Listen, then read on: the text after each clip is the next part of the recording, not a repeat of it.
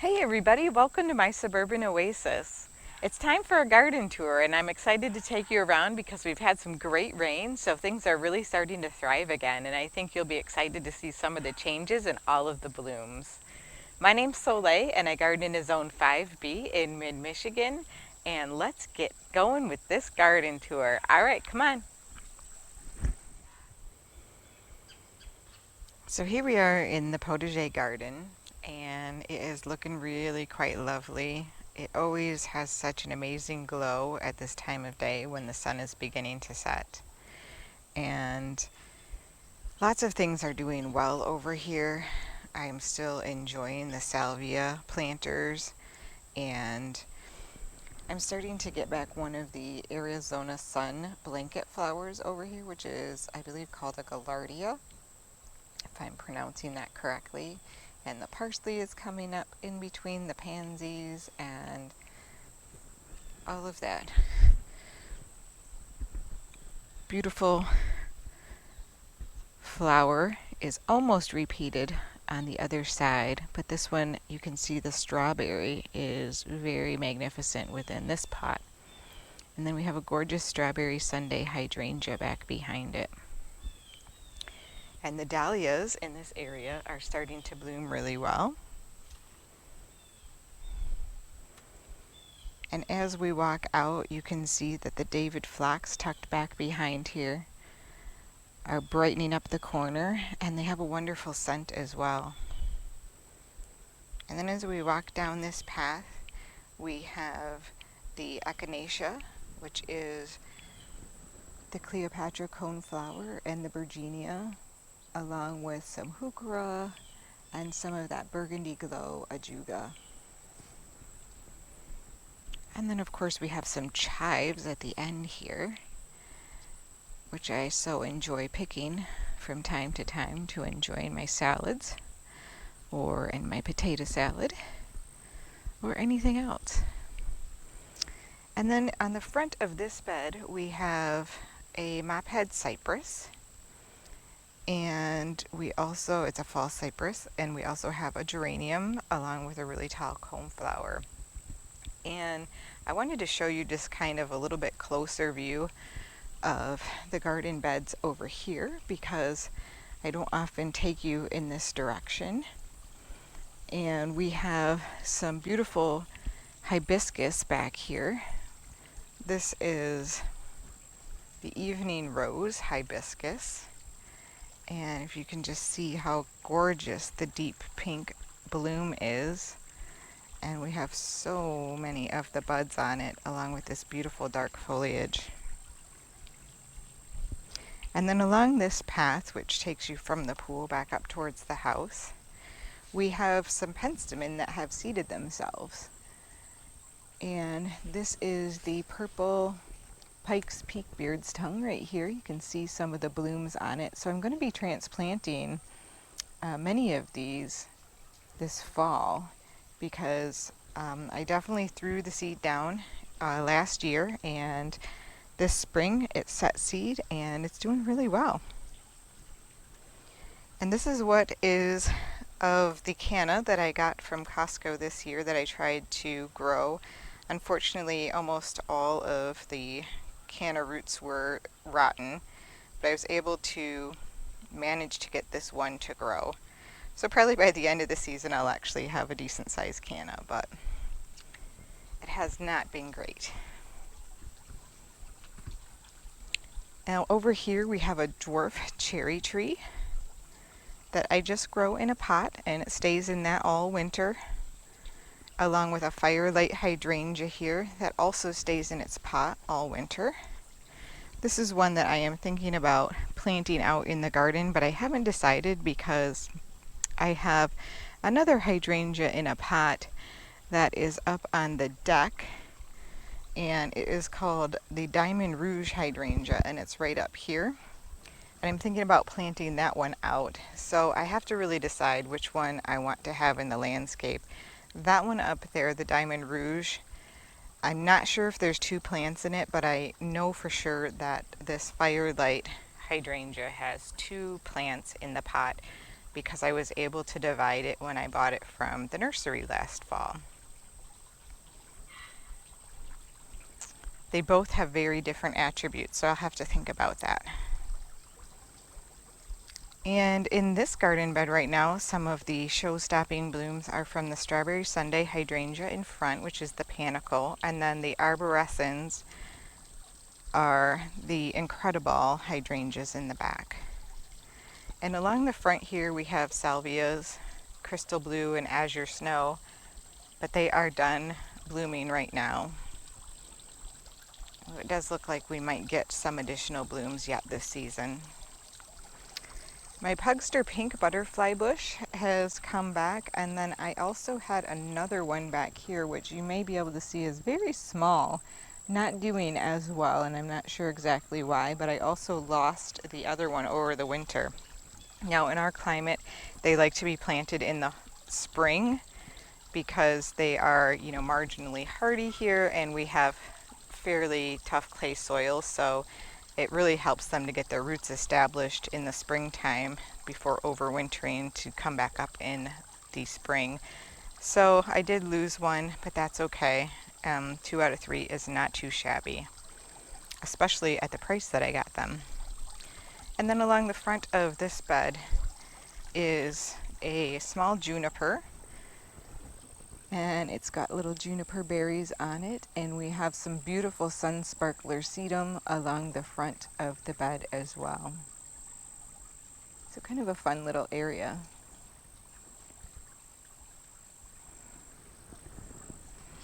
And this topiaried arborvitae has not grown much at all this year, which has actually been nice for me because it means I haven't had to spend a bunch of time trimming it.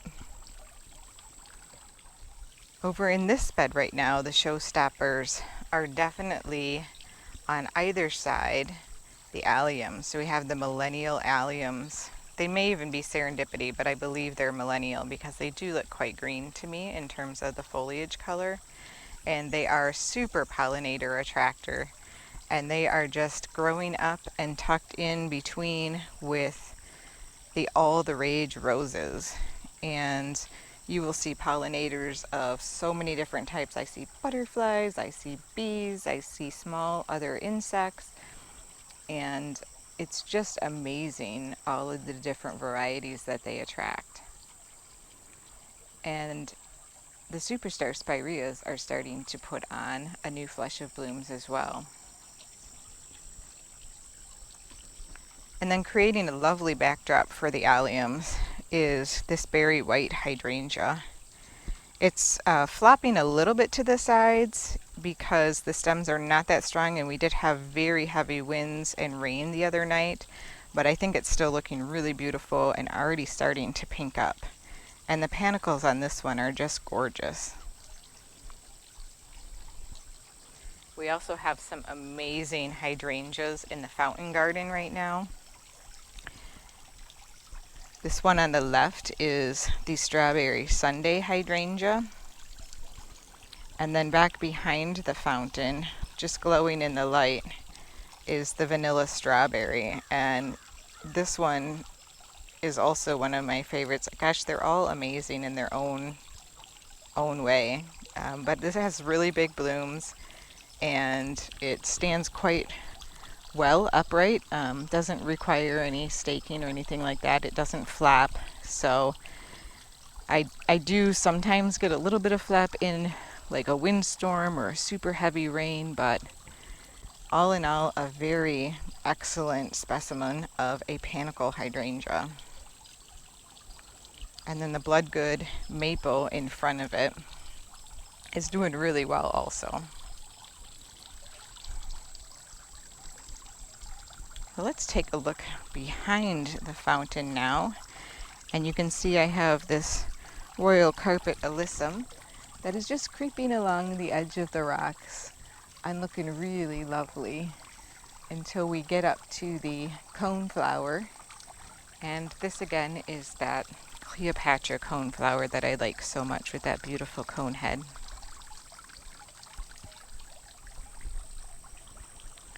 And over to the side in our long border, things have really perked up. The clematis has been trimmed. I took as much of the dead foliage off of it as I could just to make it look a little bit fresher. And as you can see back behind it, the spearmint heucheras are doing really well. And the hostas in front of it are doing good. And I cut back the salvia, and that is also coming back in front there. This is a very dry area for growing things because of the arborvitaes. There are two that are on the other side of the fence here that are incredibly tall, probably maybe close to 30 feet tall, that have been here for years. And so this is another strawberry Sundae hydrangea, and this is its second year. And I think it's doing really well at getting itself established. And it has bigger blooms this year than last year, so I'm hopeful that it will continue to mature that way next year as well. And you can see I've done some repetition with the Millennium alliums along the front of this border, just to kind of tie this and the fountain gardens together. And this quick fire hydrangea continues to put on blooms. You can see we have some fresh white blooms, and it really definitely had some good benefit from the recent rain. This Japanese maple right now is actually a little bit of a lighter color. It's turned kind of more green than red. I hear that as Japanese maples mature, they begin to keep their tonal color better over time. And so this is just its second year in my garden, and it's doing really well. So I think it will perform even better next year. I have some denim and lace down here, the Russian sage. It doesn't do fantastic in this area, but I just planted this last fall, so it might get better next year as the roots get more established. I definitely cut the salvia back to ensure that it would get plenty of sunlight this time of the year. Here we have a Mr. Good Bud Sedum is beginning to put out its buds, and that one's really pretty when it blooms. And I just love the color of that foliage, and I think it looks lovely up against the rocks. And so I'm trying to add a little bit of it, more of it throughout the bed. You can see it right over here as well. I got a second bloom out of the pristine blue penstemon right here, which was really exciting. I had cut it back hoping that that would happen, but not sure because I've never grown it before, and it did. So that just makes me really happy. And I'm loving the look of this fire gold spirea in back.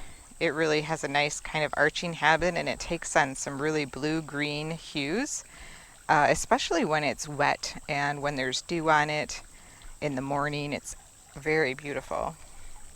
I'm looking forward to seeing if that one will bloom this next year, because it is supposed to have some pretty white blooms on it in the spring. We have even more hydrangeas here. Again, this one is a strawberry Sundae. I got such a good deal on them. I picked up quite a few of them at the same time, and they do seem to perform really well here.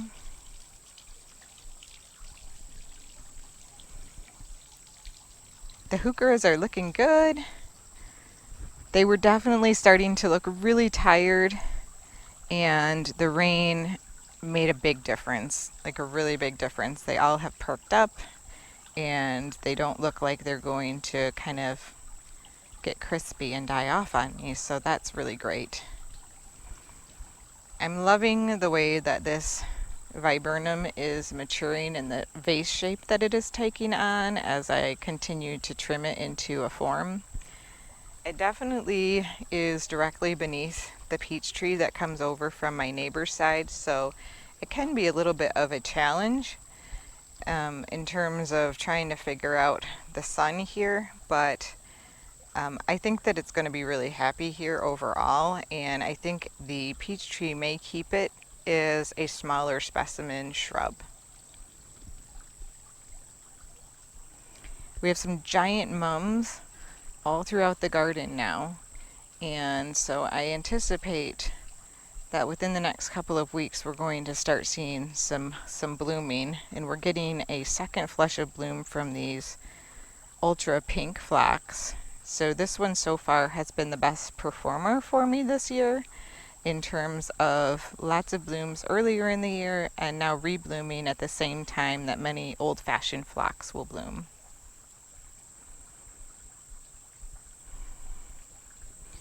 The daisies are starting to bloom in this bed as well, so that's fun to see. And I'm sorry the light is not that great right now, but I'm loving the way that the Roseanne geranium is coming up and through all of these plants over here. I think it looks really pretty. And you can see the difference in height between the two sedums that we have, this one and then the shorter one. This one I did the Chelsea chop on, and the other one I did not. I have some little star rudbeckia down here that's starting to bloom. Some of it was eaten by a rabbit, I think. So we'll see how many blooms we get this year. I just planted that from a pot I bought last year.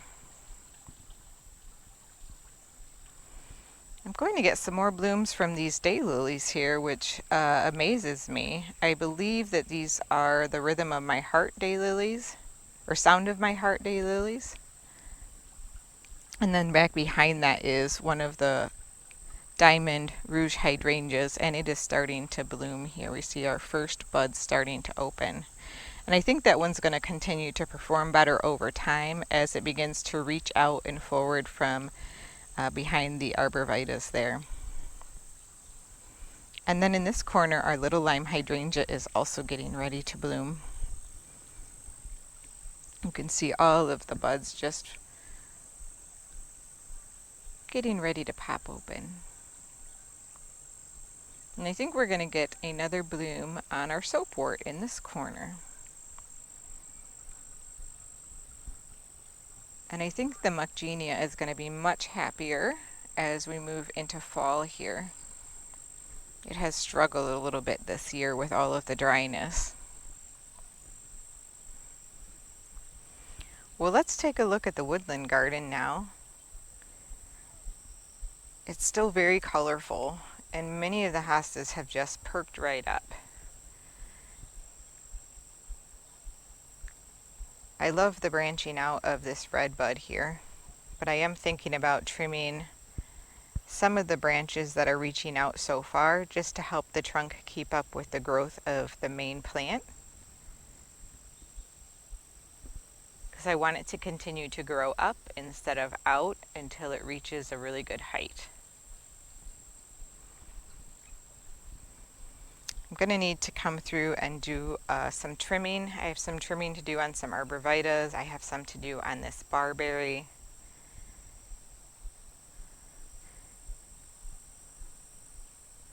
And I think that the pieris over here that are the Valley Rose type are setting out their bloom stalks. So I don't know if you can see those little tiny airy looking bloom stalks, but I believe those are going to put out the flowers, and it's really exciting to me to see how many there are. Now, I was asked to share what the berries look like, and so this one still has berries on it from last year's blooms, and they're just a light green, so they're nothing really incredibly spectacular, but I am hoping that some of these will dry up and go to seed for me. I think that would be really cool. And then I'll probably cut off any seed pods next year to ensure that I can continue to get lots of blooms. Some of these hostas are putting on some new growth. You can see that by the kind of creamy yellow. That's the new growth, and then it turns more to a white on the edge as it ages. And I think my pine tree is really liking having its stem staked up to grow taller, because I see a little bit of new growth on the ends happening.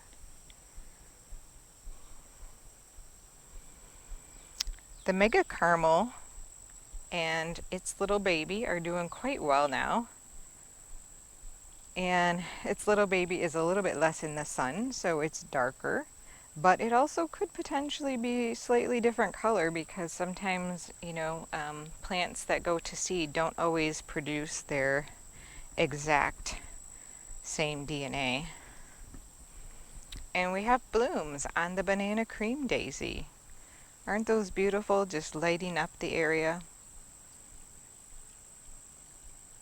That's going to be really pretty. And just to give you a view of what's to come, we have a lot of phlox that are in bloom now, and it looks so pretty. So I'm going to take you up a little bit just to look at the garden from a different view and show you what it looks like from the front, because it definitely is really pretty with all of those phlox around the garden bed. Now my Patriot Hostas could use a little bit of cleanup. They have some burning around the edges from the strong heat that we had, but we're also supposed to get some more rain tomorrow, so I think things are going to continue to start to rebound here. And you can tell that this gold edger hosta is already starting to look better. These again are the ultra pink phlox, putting out a second set of blooms.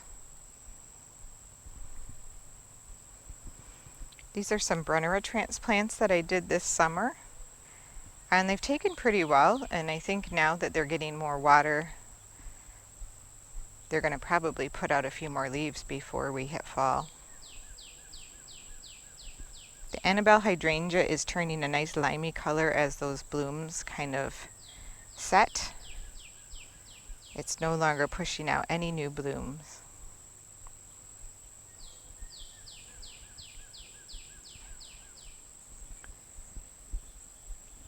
The beautiful lungworts spots are looking lovely, and they are pushing out some new growth from the center.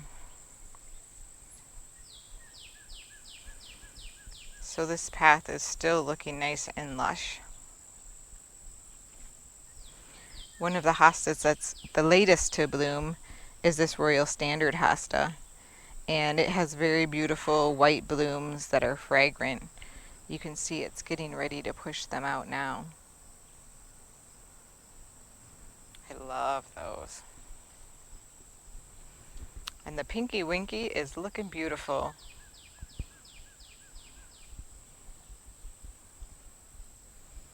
The blooms on it are really starting to push out now.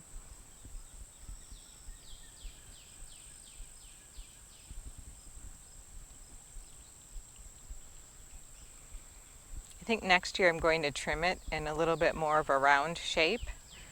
This was the first time that I overwintered it and pruned it, so I wasn't sure exactly what the growth habit would be, but that's my plan for next year, is to kind of round the edges a bit more to have it a little higher in the center. We have our David phlox over here, brightening up this shady spot.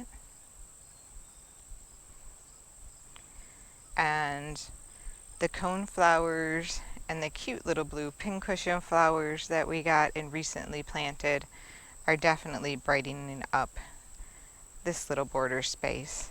And I have already seen several butterflies coming to visit. They just love these flowers. So that makes me happy.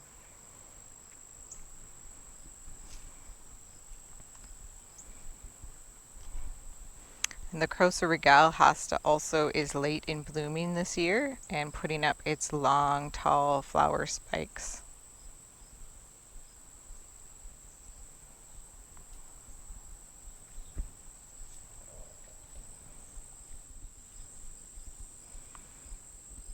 These baskets are nice and full, and this one, the potato vine, actually climbed right up the wire and is starting to come back down now. So that's actually really pretty. Never had it do that before. I love the mix of foliage colors in this bed, but this is an excellent example of how a foliage area can really look amazing.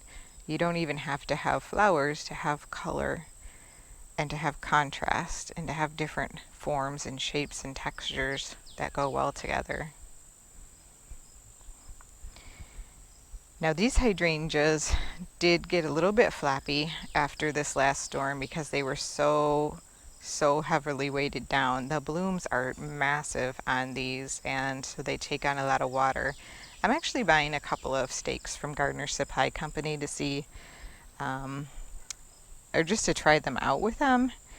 I love these hydrangeas, and I don't care if they're flappy. I want to keep them. So this is their second full year, and so next year they may be even stronger and have stronger stems as we begin to get that kind of woody base structure together.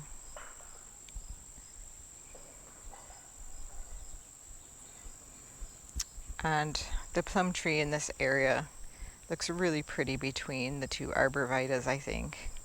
Provides a really nice contrasting color. We have some lovely salvia blooming along with the coneflowers here. And another strawberry Sundae hydrangea on this corner. And our Boom Chocolata geranium right here has taken well. It seems to be quite healthy. It's helped a lot that we got the rain shortly after I planted it. We're starting to see some of the Pinkadot come back. These are the Pinkadot opening act phlox. So those look like they're putting on another set of blooms. I'm not seeing any activity yet. Well, maybe a little bit on these opening act blush. And then back behind them is the candy coral berry bush. I love the blue-gray foliage of it. They just do really well. And they don't flop. They're really nice and strong and sturdy. Now the Pinky Winky hydrangea over here is absolutely stunning. I mean, this one gets all of the east sun in the morning, and the panicles on this are just so big.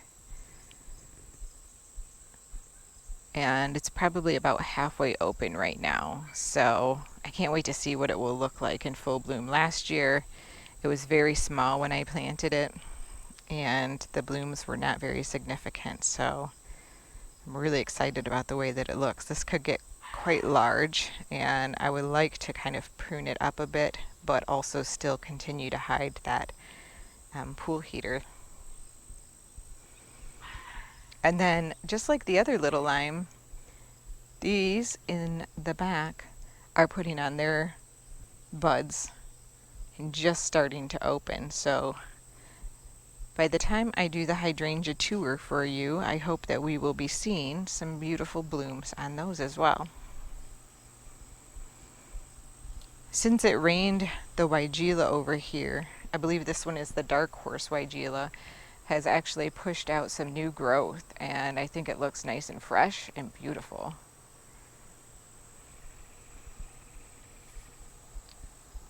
The potager garden is doing really well from this angle. We have lots of beautiful purple Princetinias on the end, and I'm beginning to harvest some tomatoes as well. In this garden bed, you'll see we're starting to get some blooms. I think these are called Heliotropes. I'm gonna have to look them up. I got them last year at the end of the year, and I thought they made a nice transition from summer to fall colors. So they're just starting to put out their blooms, and I kind of like the mixture of the yellows and oranges. They also make a really cute cut flower. And this garden bed is still looking really good after we got it cleaned up the other day. I do still need to, I keep forgetting to come in here and trim the boxwoods. They're a little bit bushy, and we're pretty much at the end of the time where I can do that. So I'm gonna have to get on that really quick here trim them back so that they don't push out too much new growth and then we get cold. Now over here I did a little project similar to the one in the backyard where I pulled the rocks out a few inches and added some compost and some mulch. And I think that looks really nice because it just widens the bed just enough more to make it look like an actual garden bed instead of everything being jammed up against the wall. And I do hope to still bring it out a few more inches just to make it even. I'll look back and show you what I mean. So this kind of sticks out just a little bit right here, so I'd like to kind of bring it out and then around the air conditioning unit and the hose.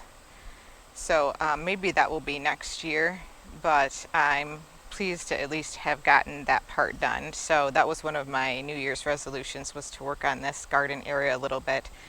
And I was worried because of the knee surgery that I wasn't going to be able to get to it, but I think it turned out really good. And I like the way that it looks.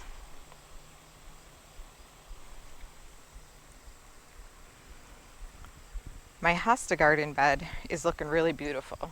And you know hostas love water. So with this most recent rain, they have really just puffed right up and are enjoying this weather a lot. And I think they look amazing. This has always just been my easiest care bed, really, other than deadheading the hostas and, cleaning them up in the fall or in the spring after dieback. That's pretty much the whole job. Now, I would like to add a little bit more height into the area, but I think as these sky pencil hollies grow, that will help with that.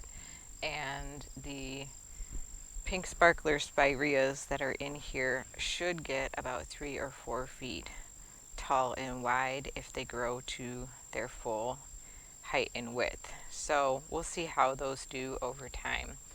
But I also would like to provide a little bit more evergreen interest in here besides just the hellebores. So I'm just still thinking about what I wanted that to be. And I have just cut back all my coleus in here because they were giant, literally the same size as these. I don't know if you can see how big the leaves are on there, but let me put my hand up on it. That's the coleus leaf in my hand. Giant. These are the ones that we grew from seed indoors during the winter. So pretty amazing. All right, let's check out the sunbed over here. It's looking really nice.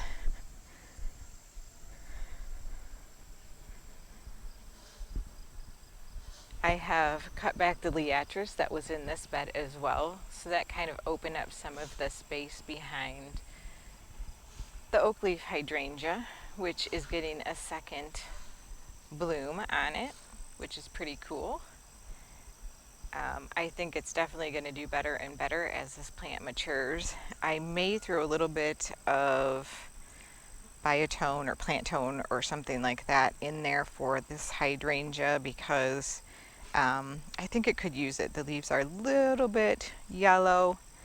I think this is a new bed, and the material that is organic that I'm using for it is just breaking down a little bit slower than maybe this hydrangea can take up. So just give it a little bit of help. It's not too late for that yet. I have cleaned up all the hostas in here. They were looking a mess. These are the golden tiara hostas. They're very bleached out from the sun and the heat, but they haven't dried up to a crisp, so at least they're still okay. And then the bobo hydrangeas in this bed are looking really pretty too.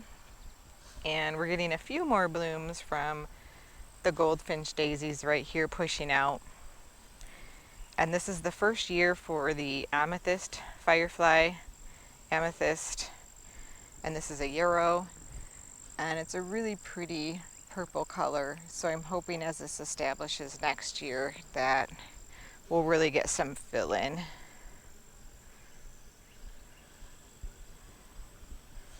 I didn't get all of the hostas, so this is what they look like on this end, which definitely needs some help. But when I looked at the temperature today, it said 77 feels like 91, and the temperature just kept going up from there. So I did a little bit, and then I went and cooled off and had something to drink.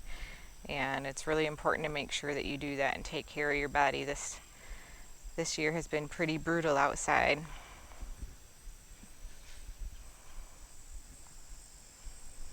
So all of this is a variegated sedum that is underneath of the purple coneflower, and this is a weeping cherry that I planted about 12 years ago now, maybe slightly more than that, but it's a really nice size at this point. It was very, very small when I first planted it. It's really nice when things mature in the landscape. And I think the bobo hydrangeas look stunning with the backdrop of the orange rocket barberries here.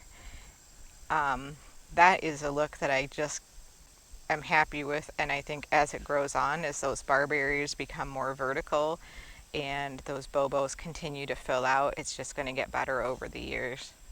So that's great. And then we have the wild berry, or powwow wild berry echinaceas with the sedum, and those sedum heads are just getting ready to bloom too.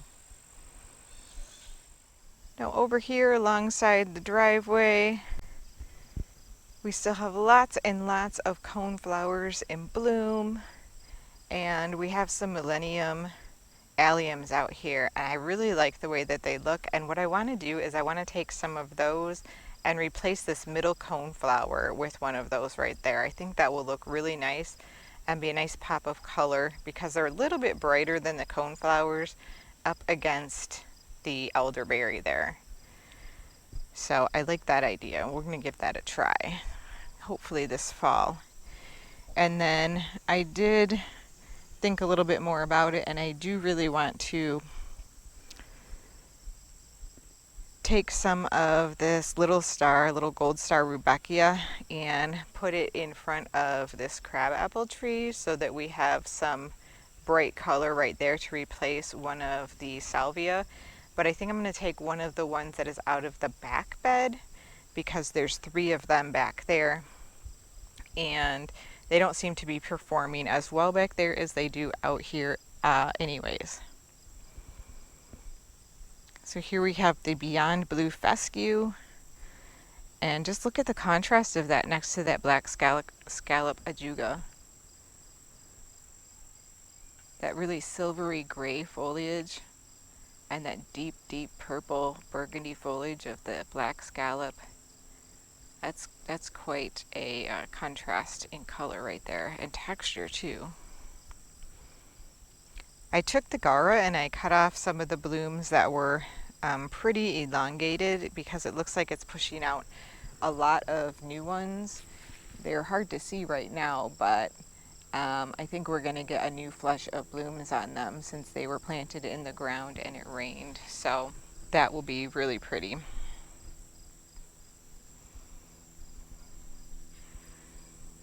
So yeah, everything's still looking pretty good, and actually a little better, I think, than the last time I showed you.